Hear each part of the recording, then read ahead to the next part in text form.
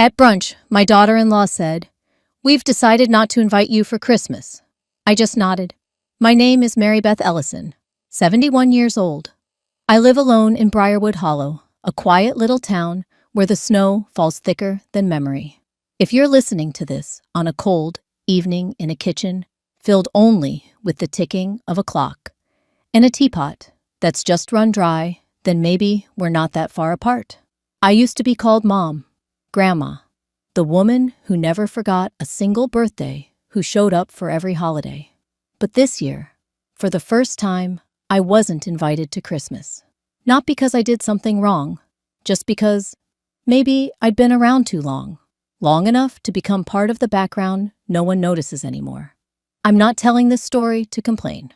I'm telling it because maybe somewhere out there there's someone else who's waited for a call that never came, an empty chair at the table, a gift left unopened, and a mother who once thought, if I'm good enough, they'll still need me. If that's you, stay with me a while. I'll tell you about the winters I've made it through, and how I learned one of the simplest, hardest lessons of all: to save a seat for myself. That winter, it all began on a cold Sunday morning at the cafe I always went to, when I overheard the sentence that changed everything. "We've talked it over. You won't be coming for Christmas this year." Hallie said it plainly. I nodded, as if it wasn't even worth setting my coffee down for.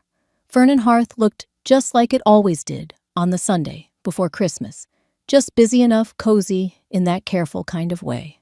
Red brick walls, dressed in dried wreaths, tiny string lights glowing faintly, more decorative than warm.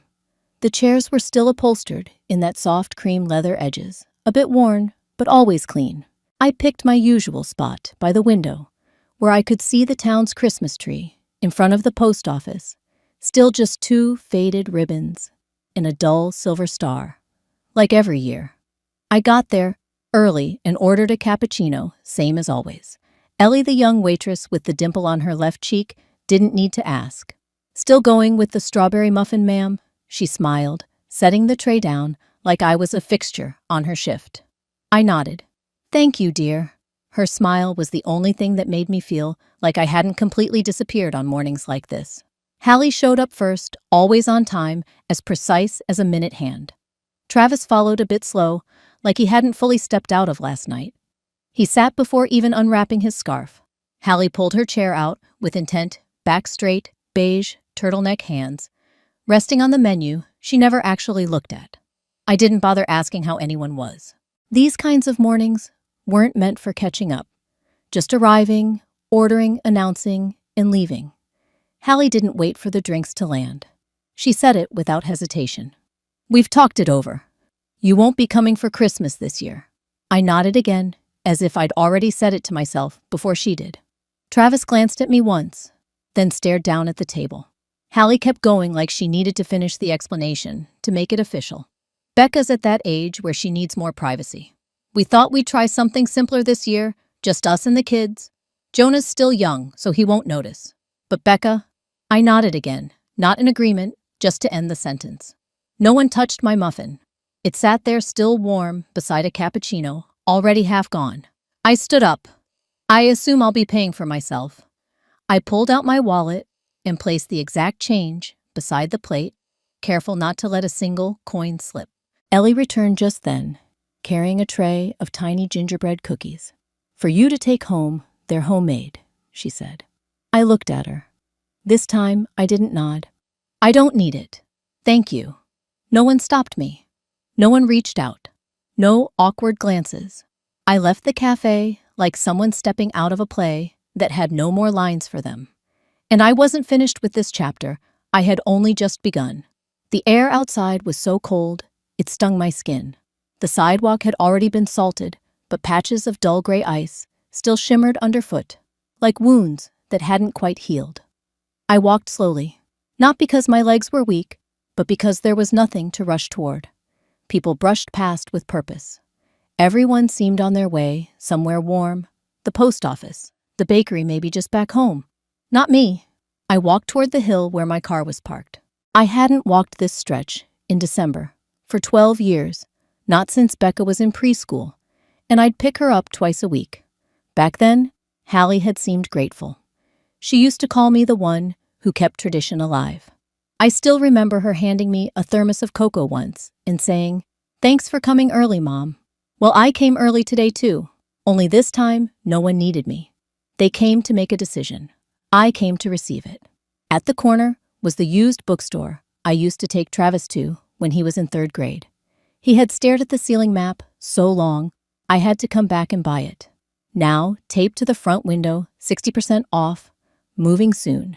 Everything's pulling away from the places I once called mine. I stopped and looked inside. Not because I needed a book, but because I needed a reason not to keep walking. Something inside me had split a thread that once tied me to the image of the mother, the grandmother who always showed up. It had snapped, and no one even looked back. There's something strange about realizing your presence no longer fits into anyone's plans. It doesn't hurt sharply. It's just hollow, like stepping into a familiar room where everything's still in place except you. I reached into my bag and pulled out my keys. My hands trembled slightly, not from age, but from the blood in me still trying to find its rhythm after Hallie's coldness. She didn't yell. She didn't insult me. She just didn't invite me for Christmas. And somehow, that was enough to change the season entirely. Travis didn't defend me. He just sat there like a chair that had always belonged to that corner. Maybe he thought silence was keeping the peace. Maybe he thought I was too strong to be hurt. No one stopped to wonder if I had feelings of my own. I've always been the one to give up my seat, to cut the cake with more frosting, to roast the turkey without onions because Hallie's allergic. I was always the easy one, until they decided I didn't need to be considered at all. I heard the wind chime from behind me, someone opening the cafe door. The smell of cinnamon rolls drifted out. I didn't turn back. I didn't walk in. And in that moment, as I stood by my car, one sentence came to me clear, as if someone had whispered it in my ear. No one remembers I was the one who built the first home they ever lived in. On the icy curb, I walked slowly. Not because my legs were tired, but because nothing waited for me on the other side. I returned home to a quiet apartment where the floorboards creaked and the gift box on the attic shelf still waited to be opened, as if this year would be no different than the last. That box, through all those winters, had become part of a ritual I'd never thought to question. I was never formally invited to Christmas. Not once. But every year, I prepared gifts a month in advance. No one ever said, "Mom, we'd love for you to come." No one asked, "What dish would you like for the holiday dinner?" Still, I made a list. Year after year, each gift was carefully wrapped in snow-patterned paper, tied with silver or red ribbons, depending on my mood. Becca liked soft packages, so I picked scarves. Jonah loved Legos. I searched high and low for the police set he wanted. Hallie always got something for the kitchen, maybe a juicer, maybe a set of mugs with laser-etched names.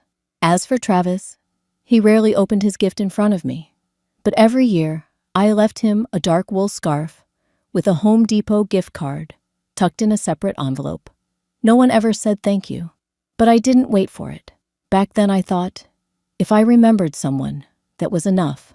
I never thought about being invited.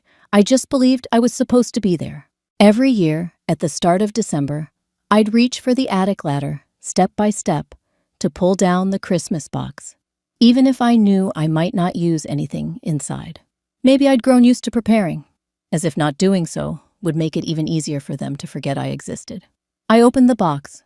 Faded newspaper wrapped each ornament. Some had lost their shimmer. Some had tiny cracks, like time had brushed them gently on its way through. I wiped them down with a dry cloth.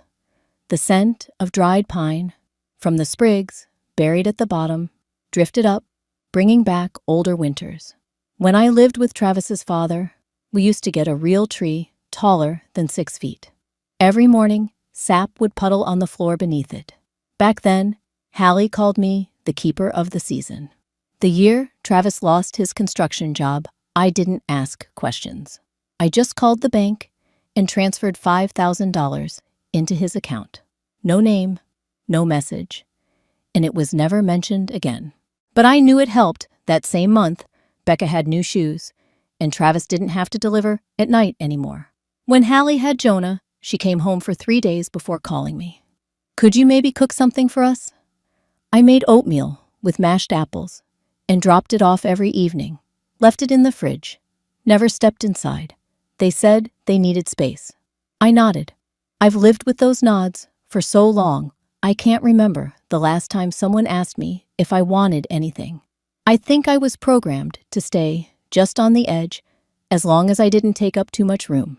That afternoon, I walked to Page and Pine, the bookstore, hoping to find something to gift Becca. She once wrote me a little card when she was 6. "Grandma, don't forget the peppermint candy." I love it. I kept that card in my wallet for nearly 2 years. Now, I'm not sure she even remembers what peppermint smells like. The shop was quiet. That mix of pine wood and fresh paper in the air. There was a tiny bell hanging on the window, the kind of sound that makes you feel like nothing in the world needs to hurry. Evelyn, the owner, still wore that oversized scarf.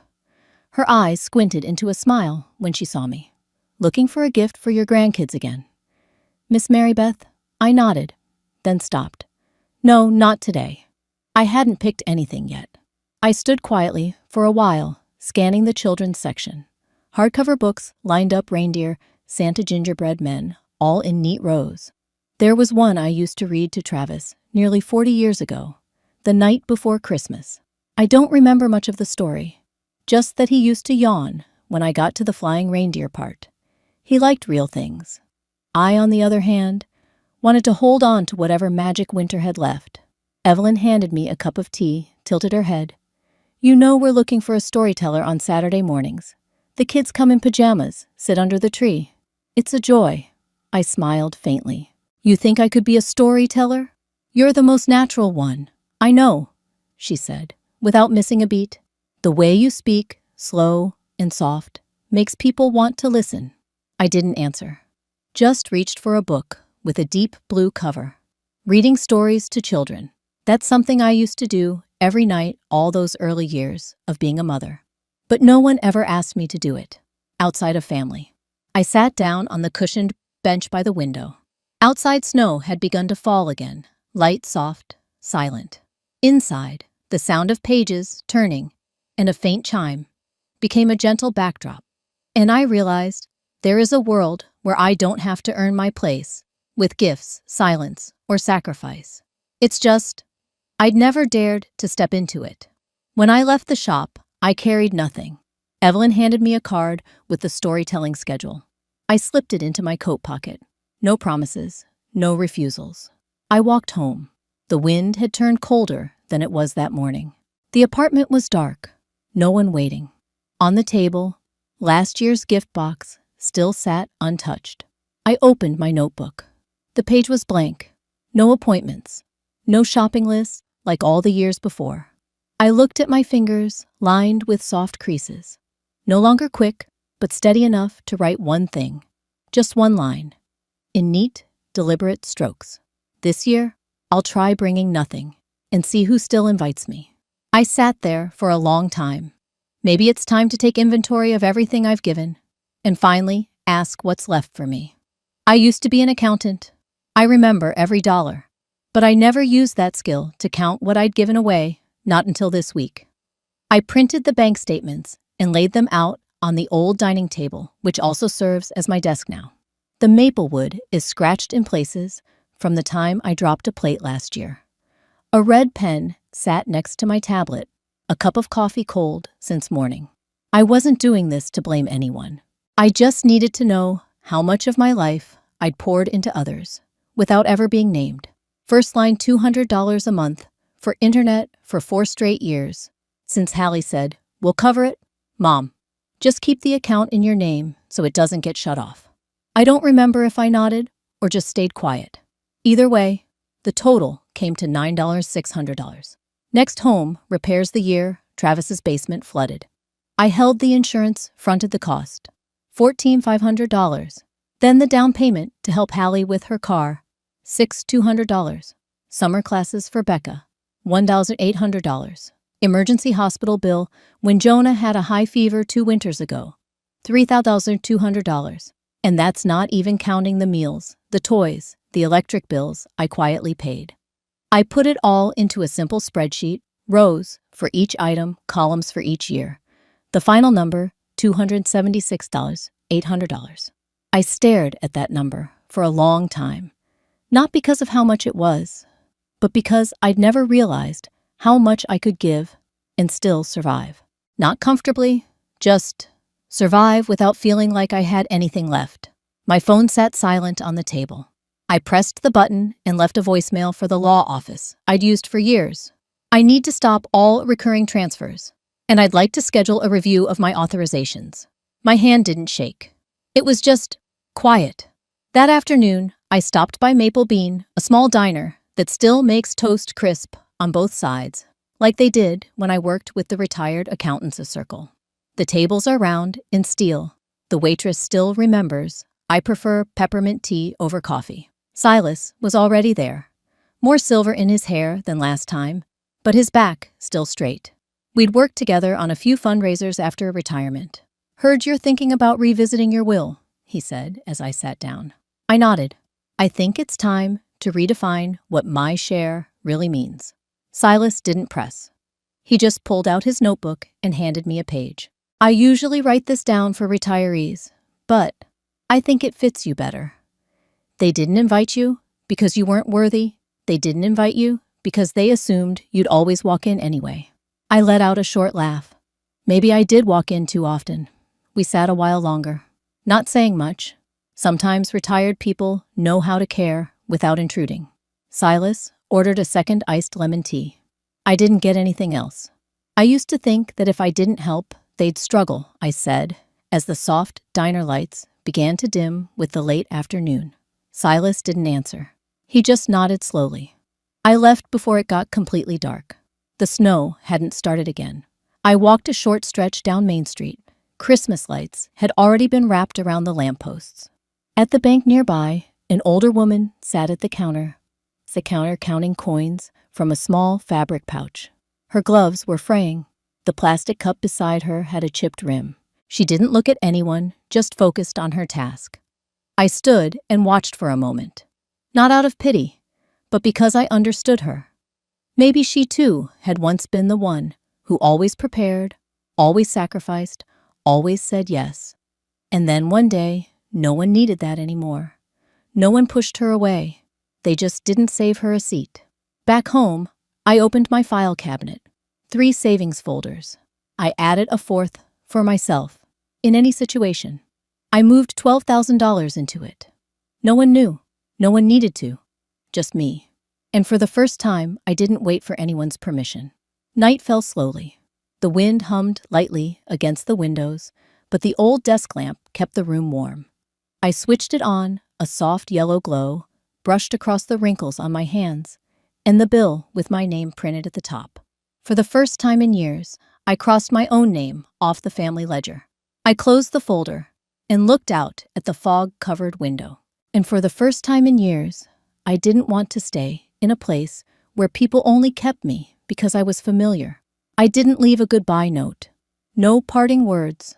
I just took back the keys to the cabin, the one that used to be mine, and drove off as the snow began to blanket the edge of the road.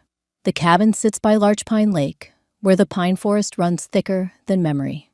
It's about a 20-minute drive from town, but I drove slowly, as if my car, too, didn't want to disturb the quiet waiting ahead. When I pushed the door open, the scent of old wood and last year's fire rose up around me. Nothing had changed, because no one had come since last winter. I wondered if Hallie remembered this place was where we celebrated Becca's first Thanksgiving. Probably not. She prefers homes with strong Wi-Fi now, and larger driveways. I lit the fireplace slowly, with old newspaper and the dry wood stacked in the crate. The fire caught with a quiet crackle, like a breath. The wooden floor creaked under my heels in a way that felt like greeting. I set my backpack on the worn-out sofa, then walked into the bedroom and pulled back the curtains. The light came in dim and soft. No one knew I was here, Not out of anger, but because, for the first time, I wanted to choose a place for myself without explanation, without asking permission. That afternoon, I walked the dirt trail toward the end-of-season farmers market. The stalls were smaller now, heaters buzzing faintly under the counters. I bought a bag of golden apples and paused at the baked goods stand. The woman beside me looked up, and I recognized her. Colleen Meyer. We went to high school together, once exchanged letters when she moved north. She'd been living alone since her husband passed. I heard once that her son tried to sell her house without asking. She took him to court and kept her cabin. Colleen saw me right away. "Mary Beth." I nodded. She held up a bag of apple pastries. "These still taste the same. And honestly, we don't need anything new at our age, do we?" We each bought a portion and walked back to the cabin. I made hot cocoa. She sat on the wooden steps, hands resting on her knees, like someone who used to garden every day. I poured the cocoa into 2 brown ceramic mugs. My hands trembled a little from the steam. Colleen took hers without a word. We sat on opposite sides of the steps, backs against the doorway, facing the forest dusted in snow. No one mentioned children. No talk of letters unsent or calls that never came. No one asked why the other had ended up in a winter cabin this far out. Maybe at a certain age, being there is enough to understand. Explanations only make the ache sharper. Colleen looked out toward the lake, now covered in a thin sheet of ice. The evening light sliced across it like a quiet blade of orange. "I kept the cabin," she said, but I couldn't keep the silence. I turned toward her. She wasn't looking at me, just speaking into the wind. "I mean, you can live alone, but the absence of footsteps, you still hear it." I knew what she meant. There are nights when the heater kicks in, a harmless sound, but it echoes like someone whispering my name in a dream. Not because it's cold, but because it's no one's voice at all. We didn't speak for a while. The forest rustled gently, like distant waves from a far-off sea. I told Colleen about the cabin, that my husband built it himself, every stone in the foundation his choice. We camped here the first summer after our wedding. Travis learned to climb trees in the little woods behind this place. Once he fell and broke his arm. I screamed in the ER while they wrapped it. I thought I'd never forgive the cabin for letting him get hurt. But I came back. Every year. Every winter. Colleen laughed.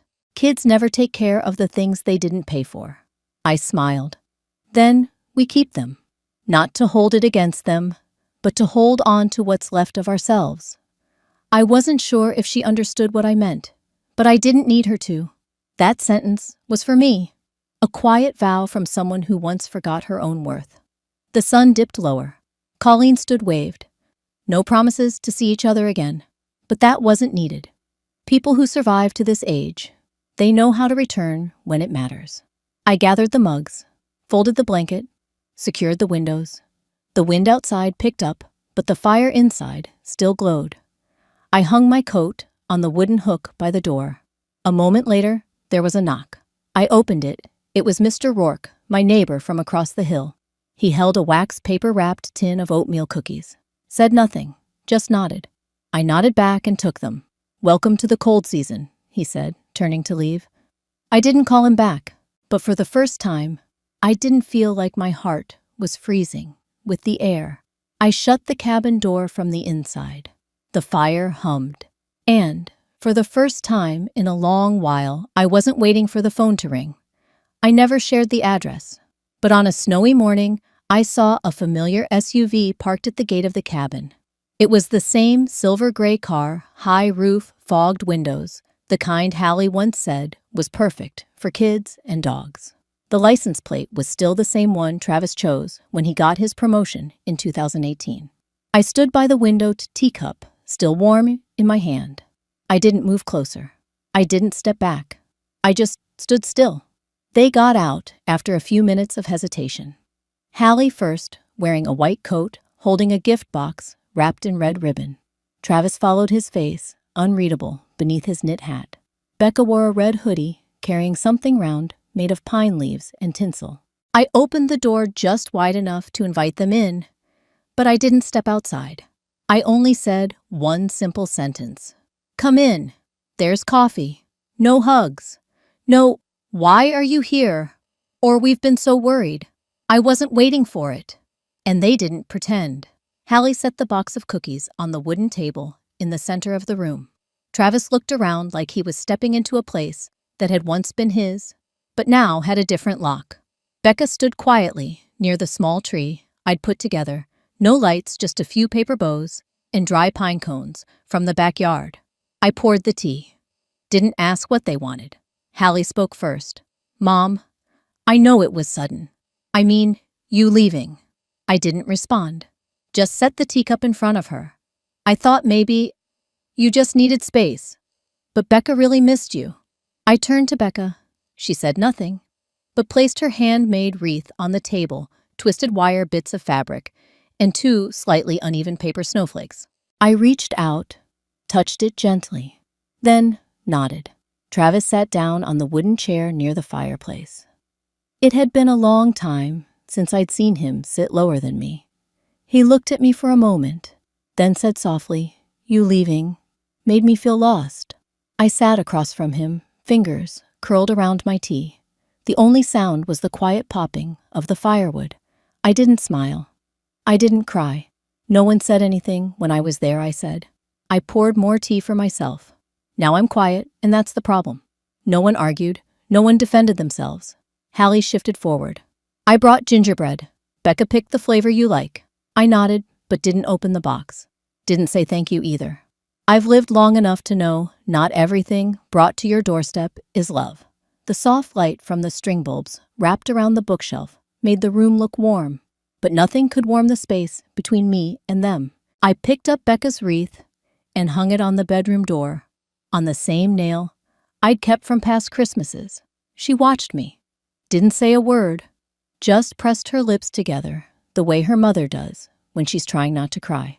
I sat back down. Travis glanced toward the window. Mom, are you coming back? I shook my head. I understand, he whispered. It's all so empty. I looked at him, this boy who used to fear the dark, who clung to me on Christmas night whenever ice slid off the roof. Now, he had a house, a wife, 2 kids, and still didn't know how much space a mother truly needs. I didn't blame him, didn't forgive either. I just said softly, like the wind was speaking for me, I'm not angry. I just don't live by instructions anymore. Hallie paused, as if something caught in her throat but wouldn't come out. Becca sat still, hands clasped tightly in her lap. No one said anything else, and I didn't want them to. Silence, on a thick winter day, was a complete enough answer. When they stood up, I didn't walk them to the door. I stayed where I was, hand resting on the table's edge. I heard the crunch of snow beneath their shoes, the door of the car opening then closing again. But before the SUV pulled away, I looked out the window. I saw Becca turn her head. She smiled a smile that looked just like mine when I was 11. I just didn't know if that smile was meant for me.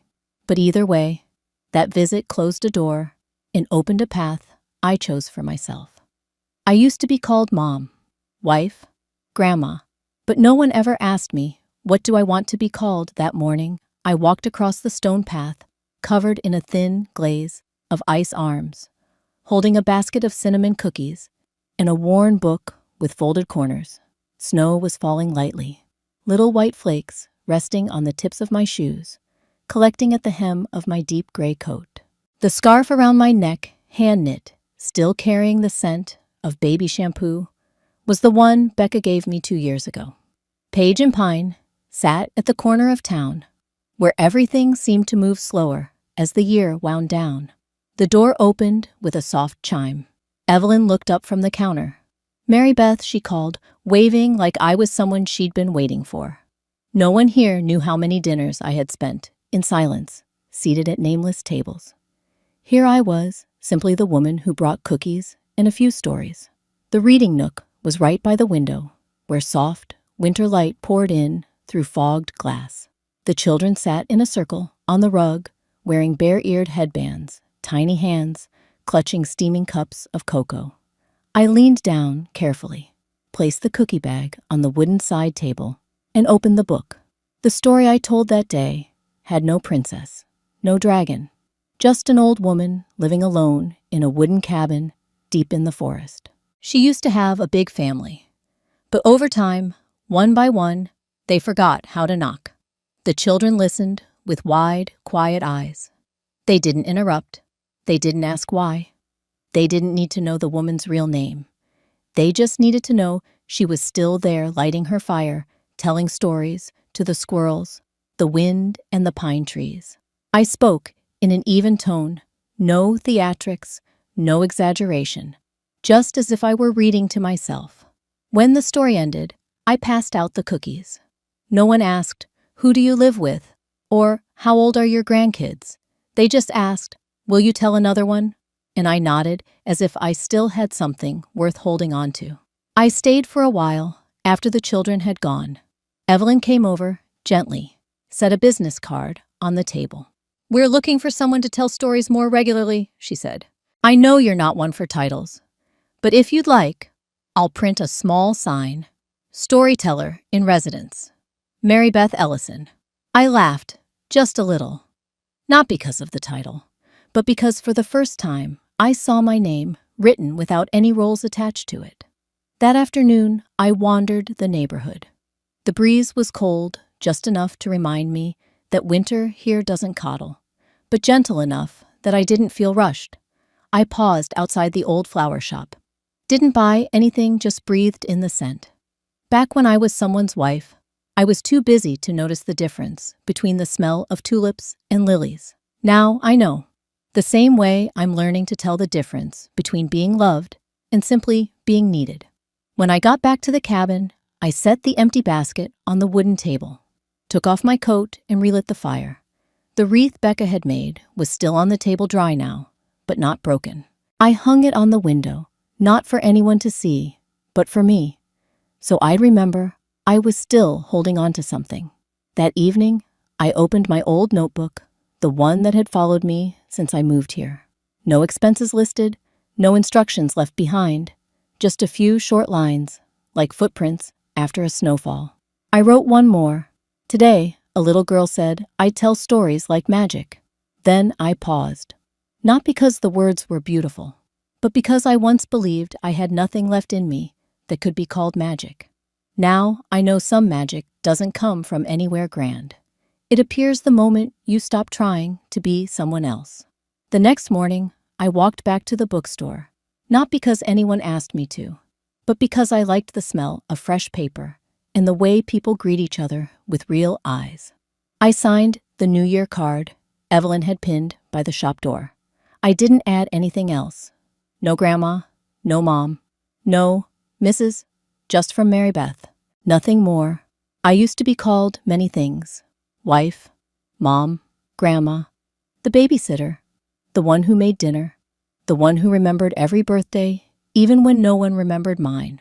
I never complained. I just thought maybe I was born to keep the fire going, to be the background that helped others get through the cold seasons without feeling the chill. I used to believe that love meant preparing everything quietly without being asked, like the Christmas tree that stood tall before the kids even opened their eyes, like the pie already in the oven, though no one asked for it, like the money I pulled from my retirement fund and handed to Travis when he lost his job. No invoice, no receipt, just a mother doing what mothers do. I got used to not being invited, but still showing up, bringing everything with me, the food, the gifts, my quiet presence. I thought that was normal, as if my worth was measured by what I could bring, not by whether anyone still wanted me there. And then, one day I stopped being called. Not because I died, but because I was no longer useful. I remember the last time I nodded at brunch.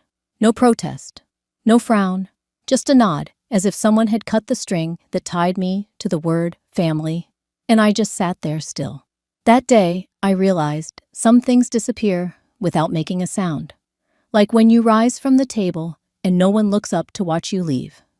As an accountant, I always knew how to calculate, but I never used that skill to add up what I'd given to my family. Over $270,000 without a single thank you. Not out of bitterness, just the plain, quiet truth I had to face. Someone once told me kindness may not always be appreciated, but dignity should never be lost. I moved to the old cabin, not out of anger, but to begin again. I swept the porch, stacked the firewood, hung the faded curtains back in place.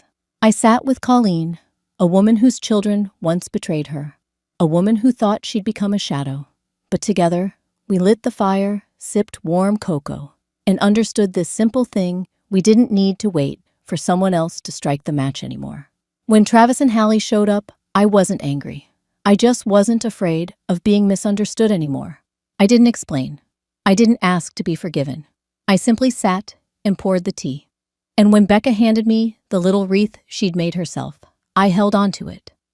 Not because she was my granddaughter, but because in her eyes, I saw the child I once was, waiting for someone to place a hand on her shoulder and say, "You are enough.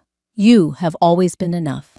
I tell stories to the children at Page and Pine, not because I need recognition, but because I still have something to give, this time not out of duty, but because I choose to. And I tell those stories under my own name. No titles, no roles, just Mary Beth. And if you're hearing this story, maybe from a quiet living room or on your drive home, I want to ask you something. When was the last time you did something just for you, like an old quilt that kept the whole house warm through winter? Until one day, when no one felt cold anymore, they folded it up and forgot how much they once relied on it. But what if that quilt learned to clean itself, to soak up the sun, to wrap itself around its own shoulders? Maybe then it would feel warmer than anyone ever imagined. Maybe you were once that quilt. And if this story touches your heart, think of someone who once loved you quietly. Maybe your grandmother, your mother, or the neighbor who baked you cookies that first Christmas in town. Don't wait for another winter to realize this. Some hearts only stay when you remember to hold on to them.